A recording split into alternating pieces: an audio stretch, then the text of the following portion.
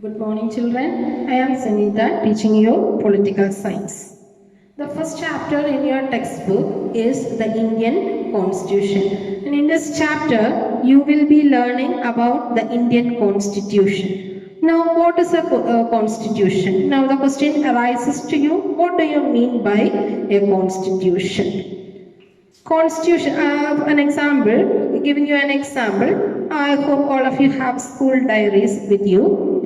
And in your school diary, there are certain rules and regulations which are written and kept there. Why do you have these rules and regulations written and kept? This is mainly for you to follow when you come to a school. So similarly, you are living in a country where there are diverse or different types of people living and you are to be governed. How are you to be governed? All these are written and kept in the form of rules and regulations that are to be observed. So in one term, in simple term, you call it as a constitution. So constitution means it's a set of rules and regulations according to which a country is being governed. How a government is to be, or what are the rules and regulations that the government has to follow when they are governing a country. That is called as a constitution. So the constitution determines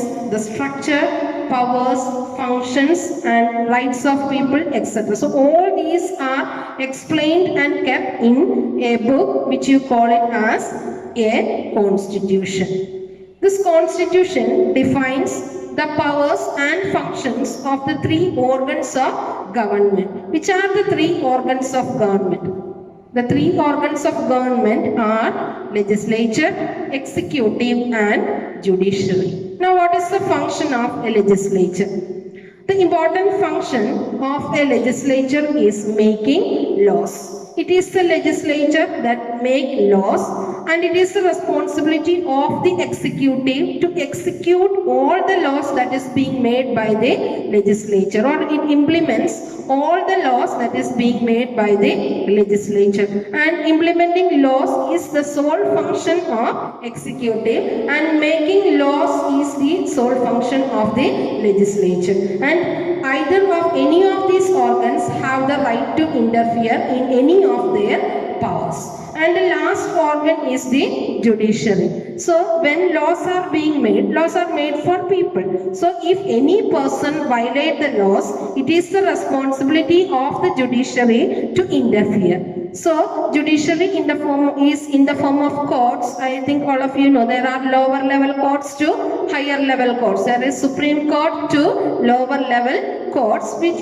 interferes if any person violate any of the laws that is being made by the legislature. So it defines, this constitution also defines the relationship between the government and people. What is the relationship between the government and people is clearly defined and kept in the Constitution of India.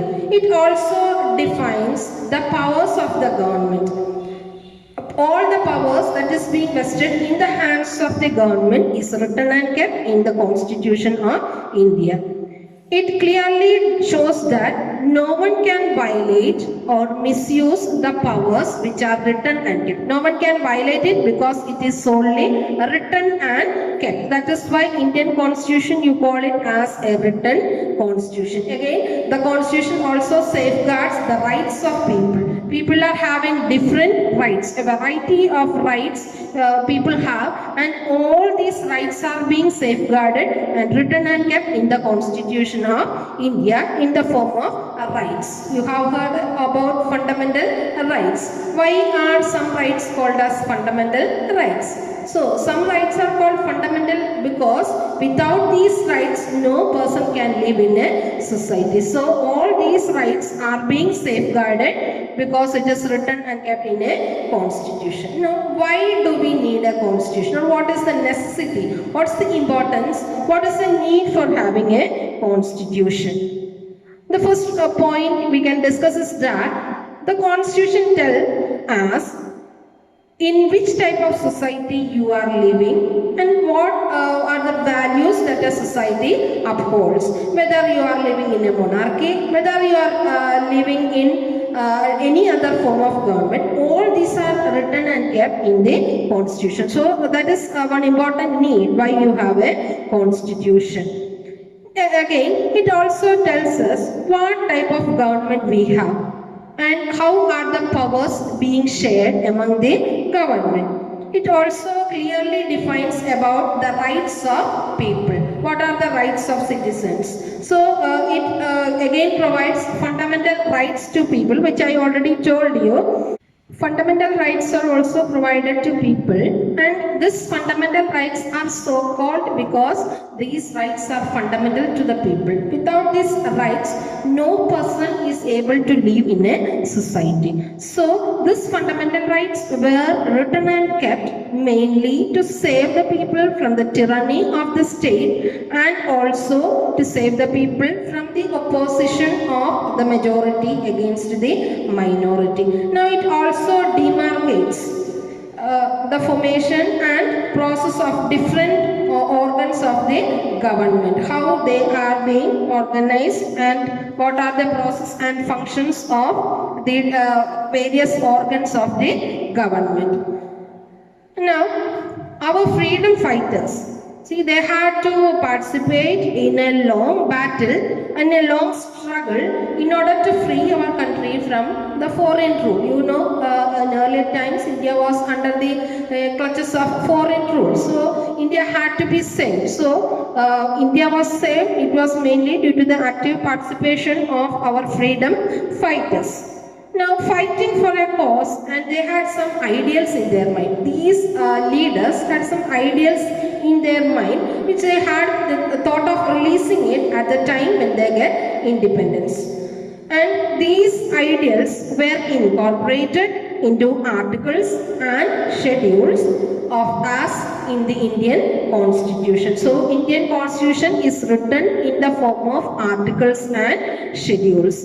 And the introductory part of the Constitution came to be called as the preamble. It is called as the preamble. Preamble.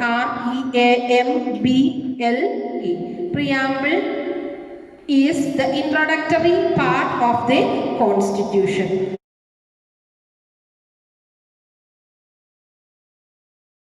So while selecting a book, suppose you are selecting a book, you are the first time selecting a book, you will not be turning over the pages of the book. Instead, you will be looking over the content of the book. You will be turning to the content page. You will be looking what are the contents that is being written and kept in the book.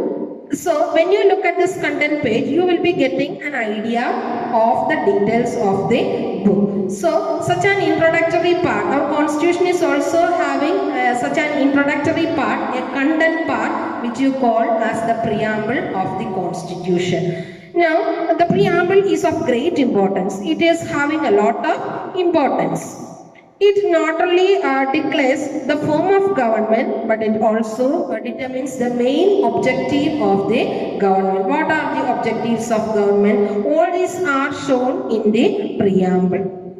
Now, the Indian Constitution, it is our own constitution, or India has its own constitution. And this constitution was prepared by the Constituent Assembly. Now, what is a Constituent Assembly? Constituent Assembly is a group of about 300 people.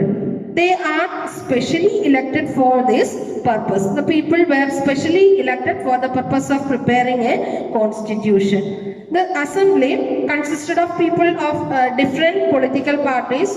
There were representatives from ministers, and there were also members from the weaker sections society as well as legal experts. So members from all walks of life were members of the Constituent Assembly.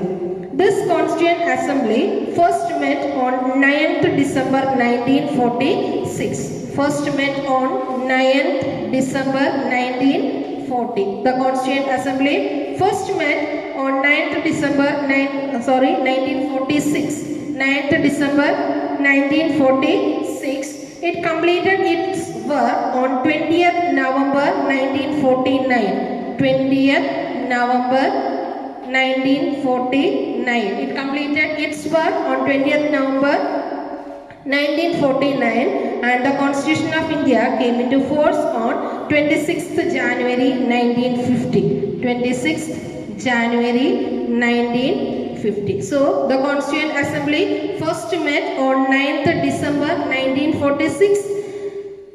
9th December 1946. It completed its work on 20th November 1949 and the Indian Constitution came into force on 26th January 1950. Thank you.